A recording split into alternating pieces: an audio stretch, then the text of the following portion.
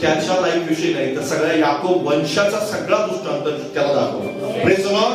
कारण त्याला दाखवलं की तुझेच भाऊ तुला नमन करतील ह्या गोष्टी. कारण पुढं जवळपास 20 वर्षानंतर जी घडणारी गोष्ट त्या गोष्टी अगोदरच परमेश्वराने योसेफला दाखवली. किती मोठी गोष्ट लक्षात घ्यावी. कारण परमेश्वर त्याला हे सगळं दाखवतो आणि योसेफ त्यावेळेस किती वर्षाचा होतो? 17 वर्षाचा होता. 17 वर्षाचा. 17 वर्षाचा असताना स्वप्न पडणं धार्मिक जीवन जगण्याची शक्य नाही. कारण 17 वर्षाच्या मुलाला हे माहिती होते पवित्र जीवन जगण्याचं. म्हणून तर पोटिफराच्या घरात तो पापात पडला नाही. पापात न पडण्याचं कारण काय माहितीये का? असाच प्रसंग त्याचा भाऊ यहुदाच्या जीवनात पण आला होता.